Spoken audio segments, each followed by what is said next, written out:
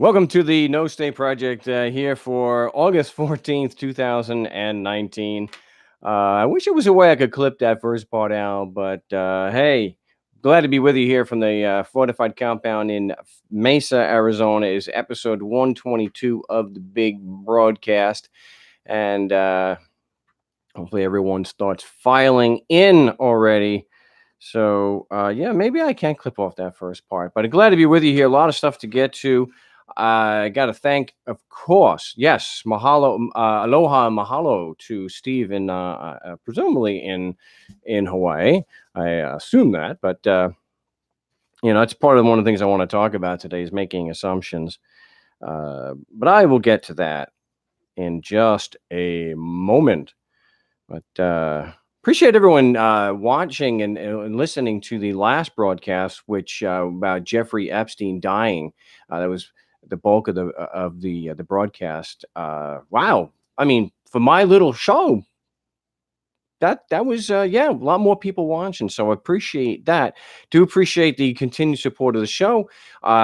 Too many people, well, not too many people, but it's hard to keep all the names. We got Rob in Seattle, Chris in California, Eyal in Israel, Nelson in Maine, Don, Dan, of course, Dan and Bill in New Hampshire. I appreciate that. If you'd like to be able to help to support the show, it is markstevens.net, which is my website, and of course, markstevens.sells, that's SELZ, markstevens.sells.com. And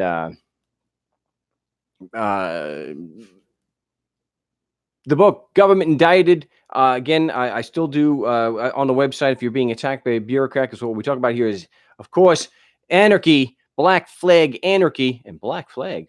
Definitely some Henry Rollins action there. If you're not familiar with that, if you're into the punk kind of scene, and you should. But the book is available at markstevens.net, as well as if you want to effectively learn how to defend yourself through a consultation, or if you're being attacked by a bureaucrat, you got a court or something like that, taxes. I still do that. You can set that up at markstevens.net. Also have the motion to dismiss and the script available. Script, of course, is not designed so that you just go into court and you read from it. It is so that you can understand better the line of reasoning, the why you're asking certain questions, what the objective is, and how to meet that objective. So the basics, just because before we get into some of this other stuff, and I'll give out the number. It's 218-632-9399, 218-632-9399. The passcode is 2020 with the pound sign. And that'll get you into the big show, into the queue, so to speak.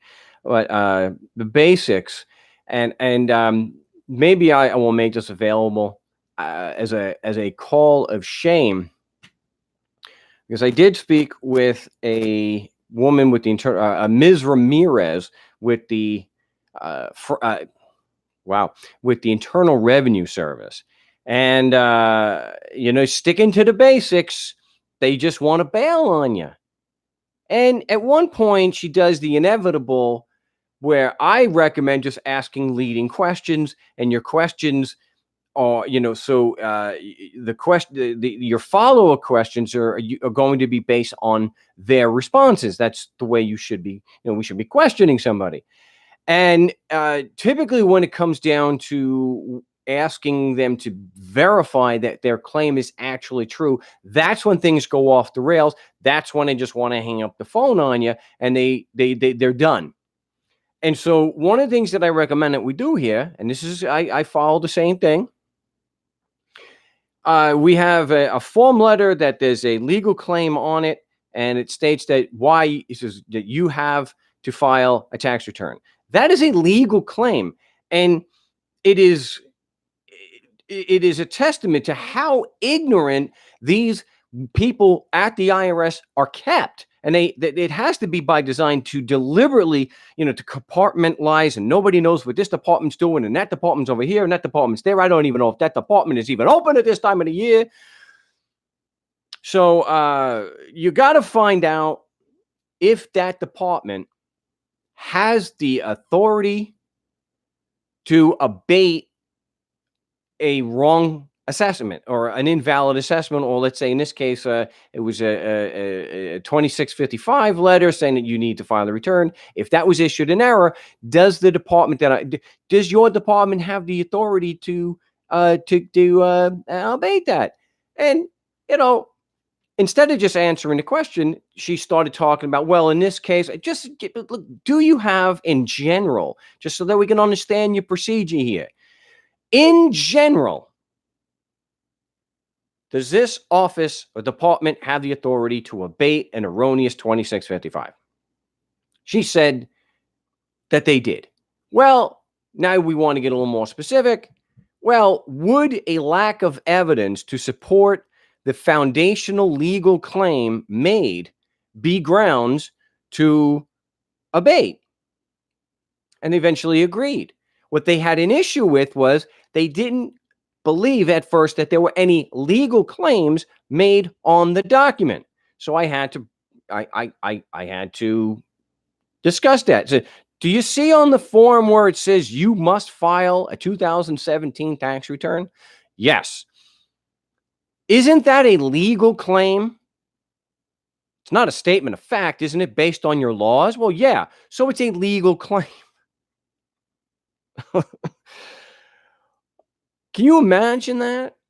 Working at the IRS and not realizing that pretty much every single claim that the IRS makes is a legal claim. And she just didn't know. So she agrees that her department has the authority to abate an erroneous 2655 form demanding a tax return if there isn't evidence to support the foundational legal claims. So I get her to admit what the foundational legal claim is, and that is he's physically in the United States. The laws apply, and that gives us a right to require a return. Okay, got it. Do you have any evidence to prove that that foundational claim is true? Well, he is here in the United States. Okay, we understand that. Do you have any evidence to prove that just because he's here, your laws apply? And then she started saying, well, this isn't the right department. You're delving into the legal aspect of it. And well, but it's a legal claim made by your department. You're responsible, not you personally, but your department is responsible for this form letter, which means you got to spell things out, which means that if you put a legal claim in it and send it through the mail in an effort to separate somebody from their money, you probably should have some evidence, right? Then she then contradicts it. She says, no, this is not the right department. I got it. But you said, I wrote it down. Nobody likes to have that shoved up in their face. So, but still, it's what you got to do. I wrote it down. You said this is the right department. You said that this is the right department, but they're going to contradict themselves. And then what they do, we all know what comes next.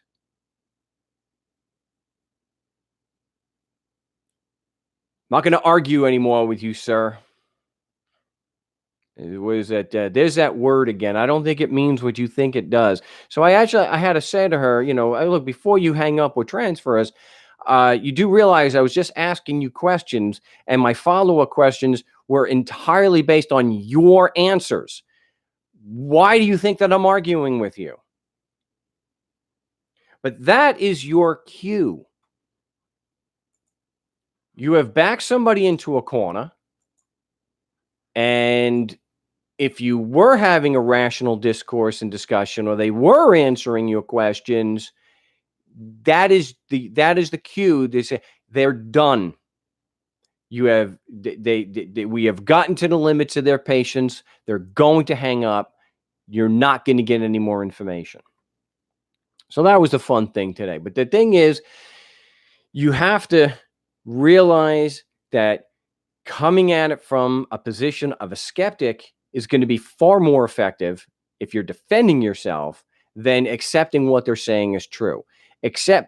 Do not accept anything that they say. None of their claims are true unless they can verify and they can prove it. And that goes for me. That goes for everybody. This isn't this ruling class crap that we're going to talk about here in a few minutes. That applies to everybody.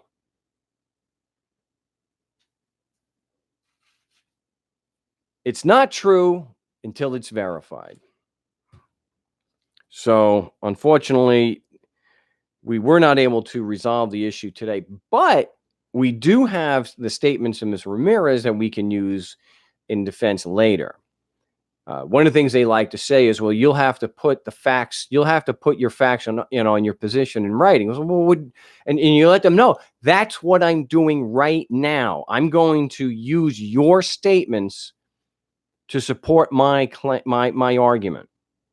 Those are going to be the facts that I rely on to prove that your claim is unsupported. And usually what you'll find if you listen to the Call to Shames, we have their own admissions that we can use against them. So that is always good. That is always good. And again, and real quick, what I've mentioned recently yesterday to somebody who's new to the material. If we're just asking questions and you're using their own statements, their answers, their evasions and their answers, their admissions, when they come out and say that your argument is frivolous, I know I've got to get this video posted. Hopefully I can get it posted tomorrow. But when they say it's frivolous, don't get upset. Just, you know, okay, rational discourse is probably over with this guy, okay? It's just like these MAGA people screaming, go back where you came from. It's not a rational discourse. There's no reaching that. You want to ask them, what part of my argument, what part of my facts and my conclusion is wrong? This is always great, especially when you do it right and you only are using their statements against them. I asked you if you operate on the presumption that if I'm physically in Arizona, your laws apply, giving you jurisdiction and authority to to tax me and require me to file a tax return. That's what you said. Was that wrong?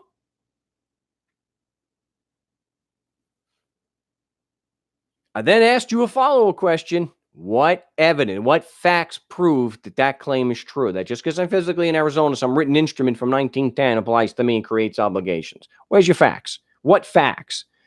You admittedly didn't have them. So my conclusion is you, by your own admission, can't support your claim. Now, you think that that's a frivolous argument. What part of it is inaccurate? This isn't some Freeman on the land thing where we're reading somebody is actually raising a frivolous argument. Well, income within meaning of statute. I don't have income within meaning of statute. I just have money. They can actually demonstrate where that argument is wrong. But when they say it to me or people that are just challenging the factual basis of their claim, they can't point out what is wrong with the argument. Where is it inaccurate? Where are the facts inaccurate? And where is it illogical for me to draw this conclusion? A conclusion that's based on your admission. So that's that. Now let's get to the ruling class stuff. Because this thing with Jeffrey Epstein should not go away. I know that we had Jamal Khashoggi, who was butchered alive a number of months ago. And it was news for a while. And it's not really brought up too much anymore. Because so many other things happen. But with this Jeffrey Epstein, it shouldn't be, we should never stop talking about it. It doesn't mean that anything is going to be done. that anyone is going to be held accountable. But we talk about it because it shows that there are two sets of books. It's more reason why we should not have a ruling class. We shouldn't have a ruling class because it's immoral, it's unethical. End of discussion. Well, I shouldn't. I shouldn't say that. It's based on that they are men and women forcing strangers to give them money. That is criminal. That is unethical. If somebody has a counter argument to that, I'd love to hear it. But it's got to be more, well, they're the government. Well, they're just men and women. If we apply the same moral or ethical standard, they're crooks. And I don't believe it's I've not heard a valid argument or compelling argument as to why a certain number of people should have a moral right to do what is immoral. 218-632-9399 is the number if you want to take a shot at a valid, compelling argument as to why they have a moral right to do what is immoral. So the more information that comes out about Jeffrey Epstein and his connections, and I do want to say that I had some criticism recently that I seem to, because of the thumbnails that I'm using in my YouTube videos, which I give almost no time to, that I am somehow painting a picture that the Epstein problem, the pedophile ring, and this child sex trafficking, I'm trying to paint it as a Republican or a right-wing Trump kind of thing, and I am not mentioning enough. I'm trying to maybe I'm not mentioning Bill Clinton and Democrats, and I mentioned Bill Clinton every single time. It's not just Donald Trump, it's Bill Clinton. I mentioned Bill Clinton has already lied. There is evidence that has come out and showed that it wasn't 4 times that he was on that plane. It was over 24 times that he was on. So he's already lied about how many times he was on the Lolita Express, Jeffrey Epstein's plane. So but to me, the issue is not Republican, Democrat. If you go back in the last 10 years, there is an overwhelming number more of Republican politicians that are involved in pedophilia and in statutory rape of men, boys, and girls compared to Democrat politicians. But Democrat politicians aren't immune to it. It's just because there's so much more hypocrisy when it comes to Republicans. So you have people like Larry Craig, who was vehemently homosexual, railed against homosexuals. It was a sin and all this, and was always trying to pass laws that would harm people who were gay. Turns out, Larry Craig, gay. So my position on this is there's Republican, and this is a politician problem. This is a ruling class problem. I don't give a damn if they're Republican or Democrat.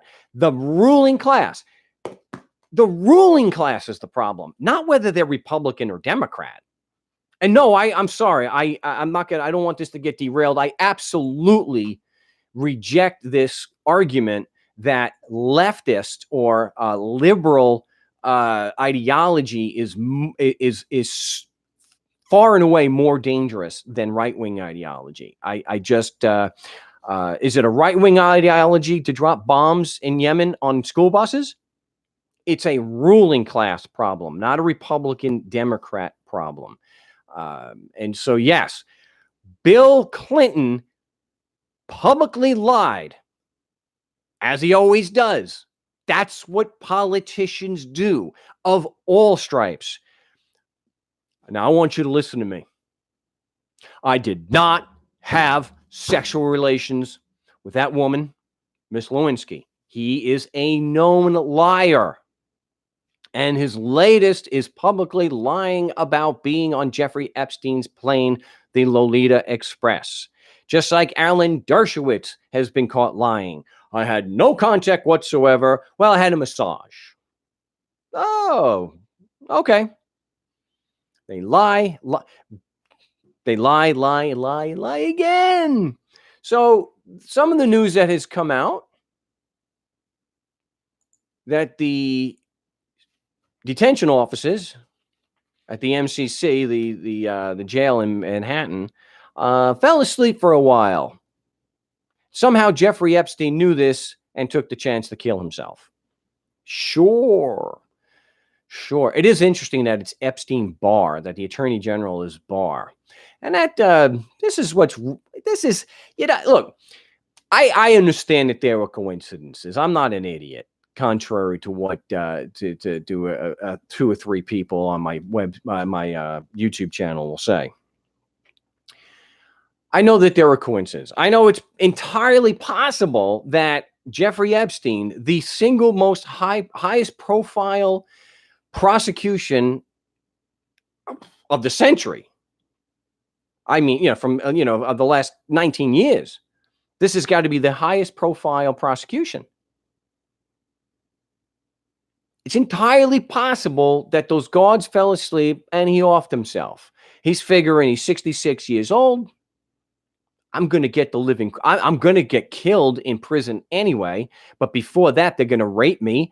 They're going to abuse the living hell out of me. They'll probably keep me alive so that they can keep abusing me. So he takes the chance, or maybe there's people in that's entirely possible. We don't know. I don't think it's too probable. I'm not buying it. He may actually still be alive for all we know. Who knows? Somebody floated the idea that Captain Bonespur gave him a pardon. I don't think he's still alive. I don't buy that because a pardon, I don't think you can keep that secret. Well, I guess you could. I don't know. What I do know is that he's not going to, he personally will not face prosecution. Why? Because the wealthy do not face prosecution. Yet the Panama Papers come out. The worst that happened was the reporter, the journalist who broke it and provided the information. She wound up dead. It appears that may have been unrelated because she was, I think I mentioned on the last show, she was investigating the mob connections in Malta. But except in places like Iceland and maybe 1 or 2 other places, there were no repercussions whatsoever from the Panama Papers. So people at that level, at that elite level, that part of the ruling class, they don't face time. It's like the Sackler family. Are they in prison? Are they separated from their kids? Are they being held without bail? No. Just like Koch Foods, 600 some odd so-called illegals, they go to jail, they're arrested. What about the owners and managers of Koch Foods? All these MAGA hat people screaming, well, we're not against immigrants, just illegal. We want the law and respected and enforced. There you go.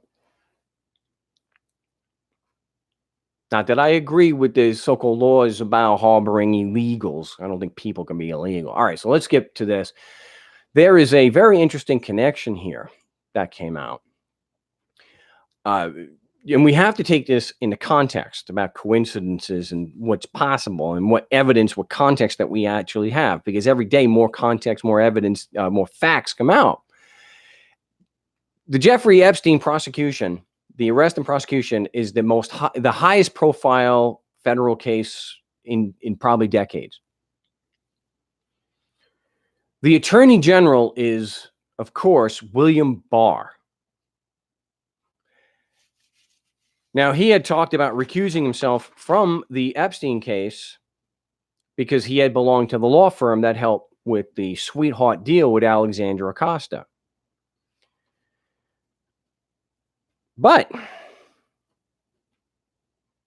it seems that there is more of a there's more of a connection between William Barr, the Barr family, and Jeffrey Epstein, because it turns out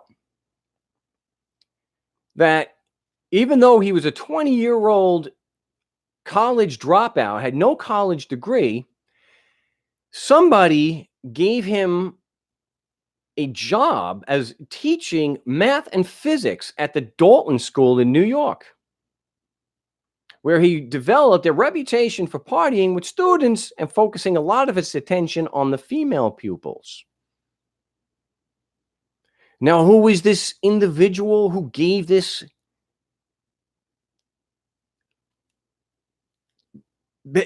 21 years old without a college degree? He's teaching math and physics at the Dalton School. William Barr's father, Donald Barr.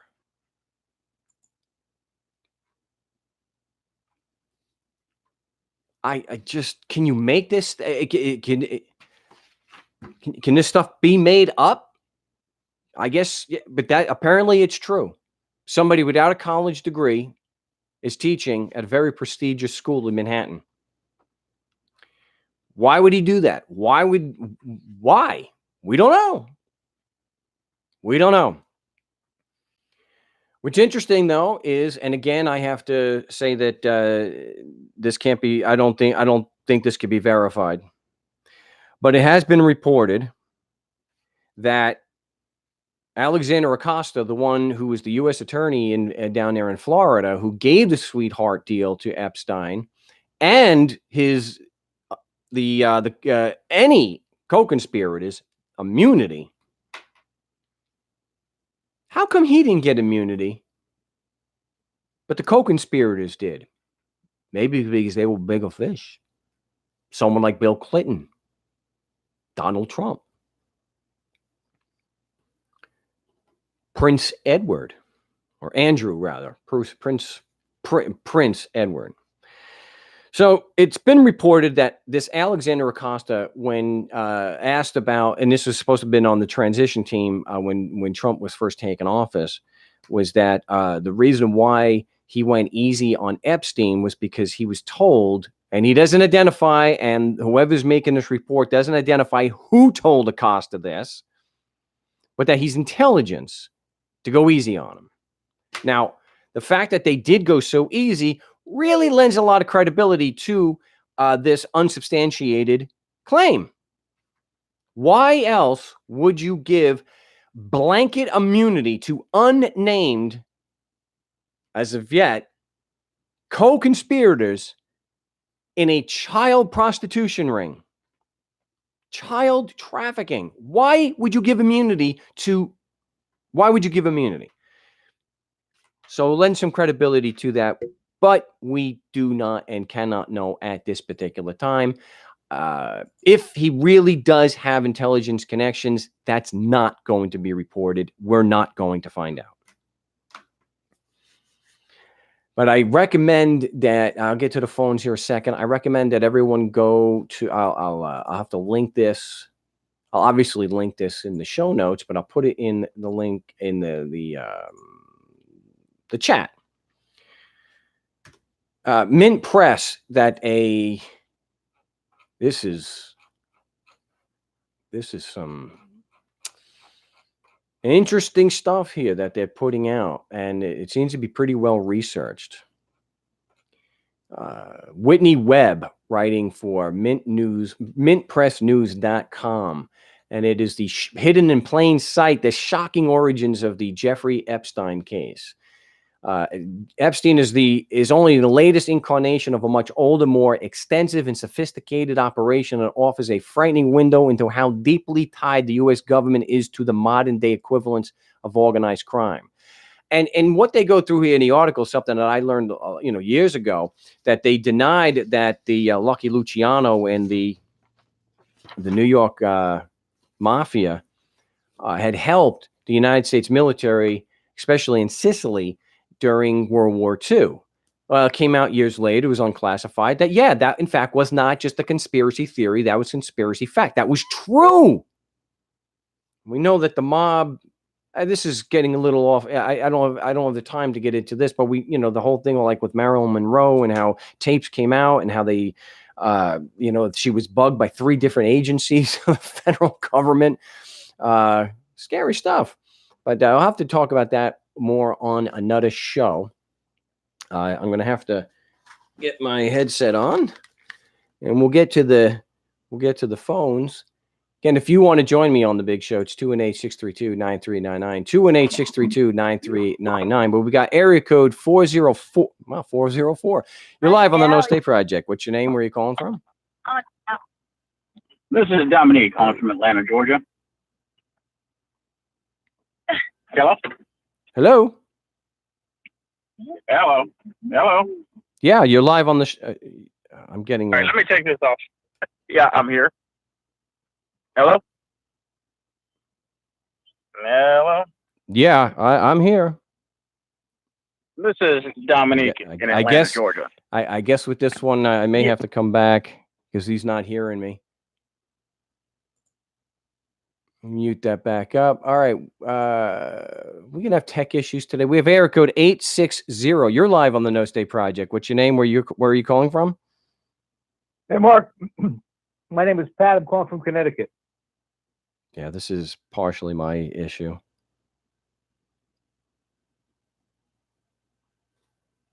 Hello. Yeah, we got you.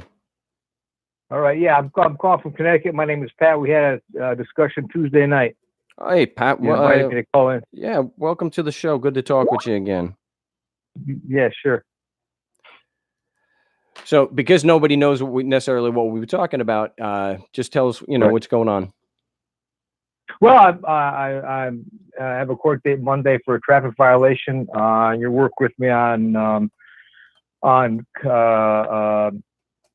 questioning jurisdiction. The court does state doesn't have jurisdiction. Yep. Well, there's no evidence to support their foundational claim of jurisdiction. Right. Right. And I did get a chance. No, I did get a chance to listen to the tape that you sent me once more. I'm just kind of working through it. I got a bunch of notes in my folder and stuff like that, and I'll be doing some late night reviews over the next few days. Yeah, it's tough to try to prepare for court, in just a few days, but it's not like it's a murder trial. Right. So it's not nearly as sophisticated or nearly as involved a situation, but you do need to be able to stay on point. And I think that's a big one. That's why it helps to do the role playing, because a lot of times what they're able to do is they just get you off point. And that's something we discussed yesterday also. So like when you're asking for evidence that of their claim that the Constitution applies because you're physically in Connecticut, and they say something about a driver's license, you have no business answering the question. It's just they're just trying to derail your questions.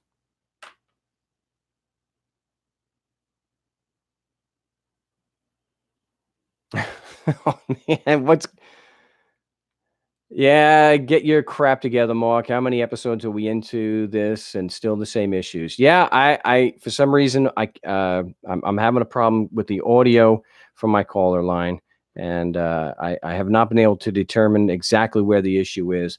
And once again, a tech issue has derailed my show. So at least I got through more than half the show. So I do apologize for this problem. The audio, for some reason, the audio is not even coming through. So I can hear you. I'm sorry about that, guys. Once again, I had my caller line. It was bright and clear, and it's not there now. So unfortunately, I know Pat was needing to connect so that we, but what you can do, Pat, you can Skype your questions to me, and then I can address the questions on the air. But unfortunately, once again, I'm plagued by this damn problem where my caller line, you guys heard it was working, and I do appreciate people sticking through, because it's a lot of I've had this problem practically from day one, when where there's almost always been a tech issue with the show, and it doesn't even come down to how much money is spent on the equipment. I could be in a multi-million-dollar studio, first show out of the gate, caller line will screw up or something will happen with the browser. And so it's a testament to the material, I guess, that you guys, you do stick around because it is problematic. And I do apologize for that. But Pat has a question here. Should I motion for a continuance because the court has not provided me with discovery? You can. I would look at it more from a standpoint that there's more time for you to prepare, but it's kind of late in the game right now since you're less than a week away from the trial. So I don't see that happening. What I will say, when they don't give you discovery, and maybe I'll spend a little more time on this, the discovery or disclosure is something that is required. And we'll just, whether it's civil or criminal, and whatever evidence the parties are planning to bring at trial to support their claim, you're required to disclose that. And that's the discovery process. And the discovery process, when you get out of the traffic court and you're in regular crimes or you're in civil court, compromise, it includes a lot more than just a list of evidence and witnesses that are being used against you. You can also get into depositions where you get to question under oath the witnesses that the opposing party is planning to bring. You can do written questions, and you can do requests for admissions. So what you're trying to do is to narrow down the factual issues for trial. So you can take, let's say, if you have 100 different factual issues that you need to flesh out or test in court, the discovery process can help whittle that down so that there can be, certain facts are going to be admitted to, so that's not necessary for you to establish them formally in the trial. But here we're talking about a traffic case, and the discovery is required, obviously, before trial so that you can prepare. Since you don't have, now, if you had more time, yes, you could try to get a continuance, just so that you could better prepare in case they don't throw it out. I instead have what's called a motion in limine, and then there's the motion to dismiss for prosecutorial misconduct. And I don't want to do a motion to compel the discovery. I would rather just have the judge, if he's, I think it's better to just, and I don't want to use the force of the court anyway, unless it's absolutely necessary. I want to stay as ethical as possible in my participation in this charade. So I will file the motion in limine. Now, what the motion in limine is doing, it's a pre-trial tool to limit argument and evidence that can be presented at trial. So in our situation, one of the things that we're asking for is the proof of the personal knowledge that the witness has for the matters that they're testifying to. And the prosecution here with Pat has not provided that. And if the prosecution knows that there isn't personal knowledge, that is discoverable information under Brady. It's also, because it's exculpatory, it's necessary when, it's not called Brady, but it's still required of the prosecution when you're in Canada, England, and Australia.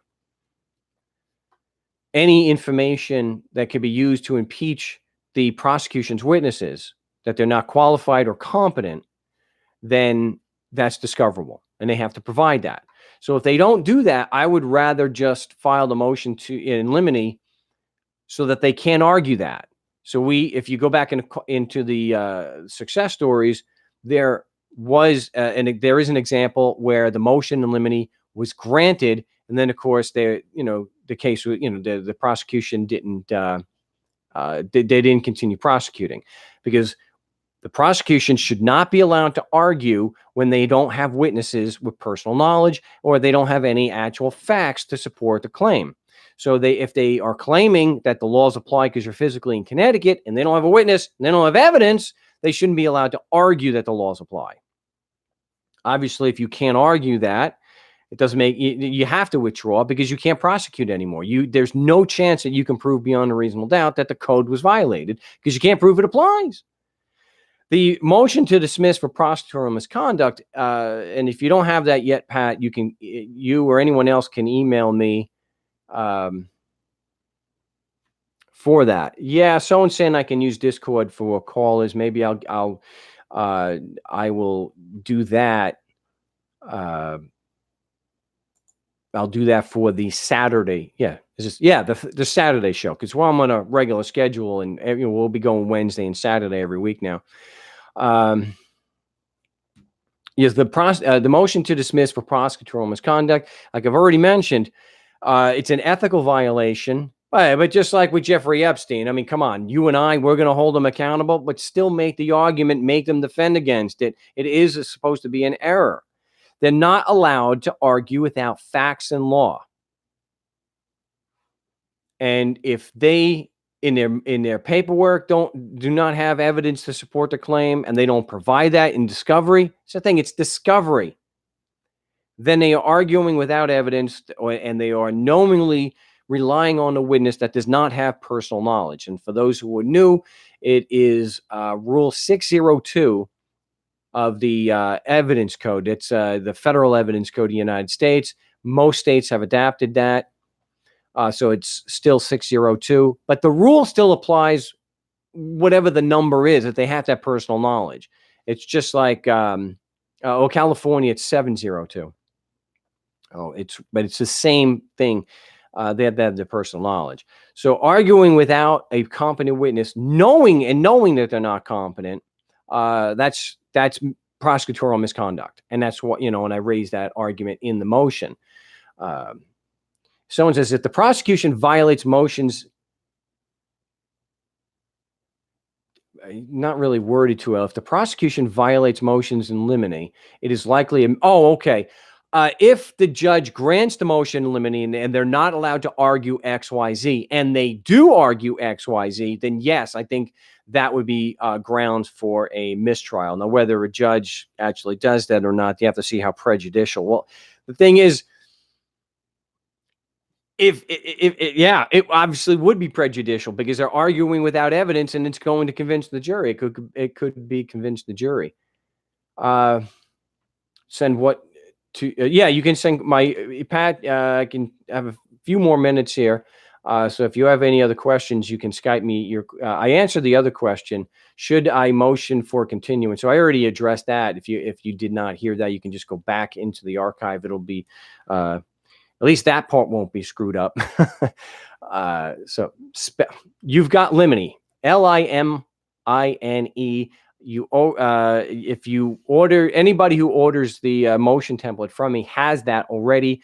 If for some reason you don't have a copy of it, or someone just wants a copy of it, you can just email me at markstevens@mail.com, and I will send you a copy of that. Also, anybody who needs the motion to dismiss for prosecutorial misconduct, markstevens@mail.com, or Frank Rizzo 3 on Skype, and I can get you a copy of those templates.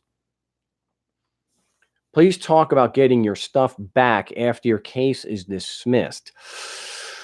Well, depending if it's dismissed and you're standing in court, you should make a motion right then and there. I want my property given back.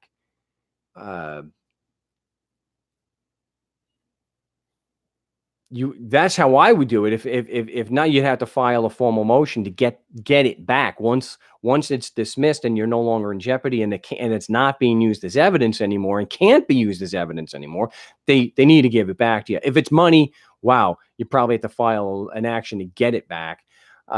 Someone else is saying here, so in Massachusetts, you have to pay $50 to see the magistrate? I think I would just file a motion to dismiss, and if they denied it, I would take it to another court. Take it to the higher court if I'm going to lay money out. Wow, that's I've not heard that before. That is really. I know that in civil court they can charge you to file a response, or an initial response to a motion, to a complaint, but charging you to see the magistrate, I have to verify it. That's someone's saying here, Ask a lawyer about evidence regarding jurisdiction and see how retarded it reacts. Well, I will say that in what I mentioned before, we get all sorts of lies, Craig, regarding jurisdiction, especially from when you're actually in court. Lawyers will be the first, say, well, jurisdiction.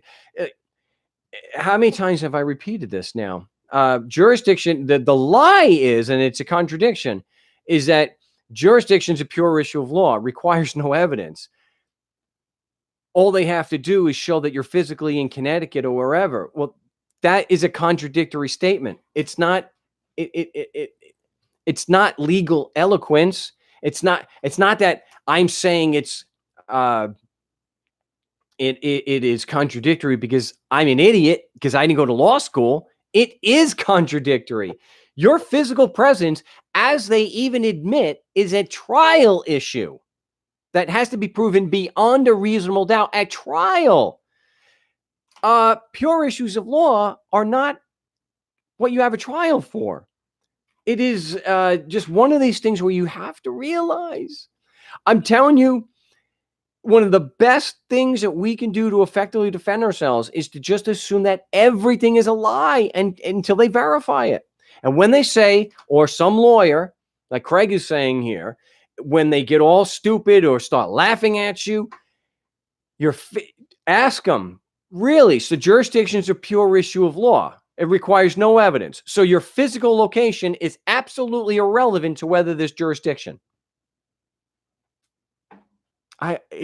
It's called territorial jurisdiction. Like I said 1,000 times, it's in the name.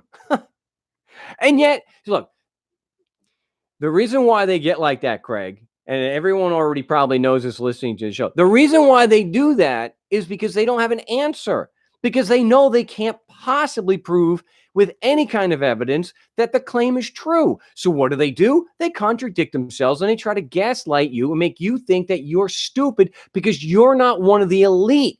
You're not the one with the advanced university degree, well, at least not from an accredited law school. So how could who are you to discuss the law? Who am I?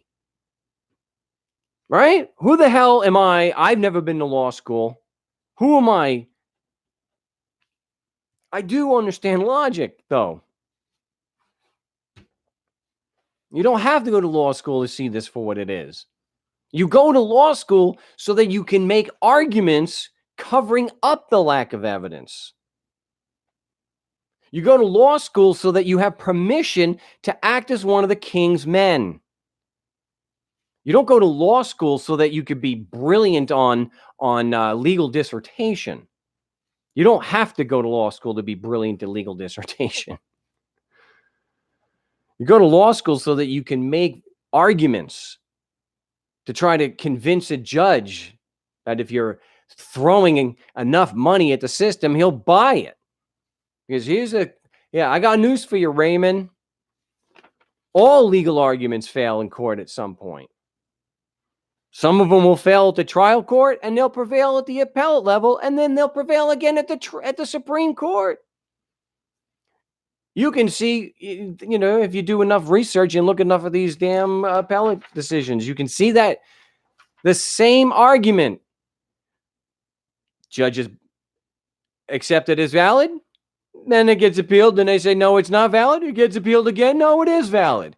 Or you get a split. At the trial level, it's valid. At the appellate level, it's invalid. And then you get a split at the Supreme Court. 5 of them say it's valid. 4 of them say it's not. So what does that say about legal arguments? Oh, well, I'm pretty much at the end here. But somebody's saying here, cops are the domestic terrorists. Cops are some of the domestic terrorists. You've got your tax agents, you've got your courts, you've got people called government, which are domestic terrorists. They use violence to bring about political change and to get you to do things politically. So, yeah. Legalese is a foreign language. Yeah, legal gobbledygook. I love it when I say that there's no evidence to support the foundational claim, and they say that that's legalistic gibberish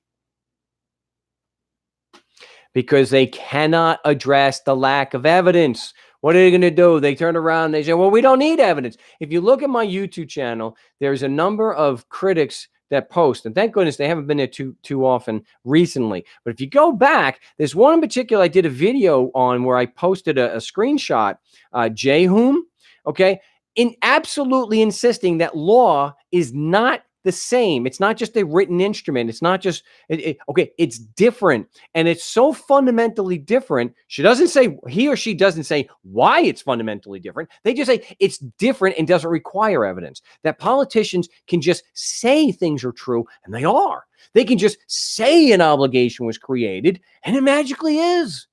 How about Fungul? Come on. We're not children. Things are not true just because someone says. Things aren't true just because a politician says it. So definitely dig into this Hidden in Plain Sight article. It's part one of a 3-part series. Let's not let this one be forgotten. Let's not Jamal Khashoggi be forgotten, or the buses of children, innocent children that have been killed by these regimes. The ruling class of each continent. They are criminals because they force strangers to give them money. You pay or you go to prison. That makes you a criminal. Doesn't make you honorable. So let's keep exposing these people for what they are. They're criminals, and they apply their rules to us, but definitely not to themselves. 2 sets of books. 2 sets of books. They were going to hold people accountable. They would have this is something I forgot. Let me just take a moment. They could have raided Epstein's properties under the Mann Act, which is federal law, because of child trafficking. They didn't have to wait until after he was dead to go raid his home, his mansion on the island, in the Virgin Islands. Whatever they took out of there, I seriously doubt that it's going to come to light. There's no way that if he was intelligence, or just the fact that he had so much money and wasn't an idiot, the fact that he had so much information, so much damaging video and audio, because that's what he was. Multiple people have corroborated that, and I think the feds even said they have evidence of that. What is it? The dead man switch? If he's dead, all the information is dumped in a public source. We'll see what happens. And let's not let it die. But it's called Hidden in Plain Sight: The Shocking Origins of the Jeffrey Epstein Case. He is connected to Roy Cohn also, so keep that in mind. But we'll keep discussing this on the show, just to expose these ruling class vermin for what they are. But I apologize for the tech issue. I'll see what I can do about using Discord instead of Skype. Maybe that'll be the issue. Who knows? But I will be live on Saturday. Thank again everyone for supporting the show. If you'd like to help support the show, it's markstevens.net and markstevens.sells, SELZ.com. So till Saturday when we're live again, salud.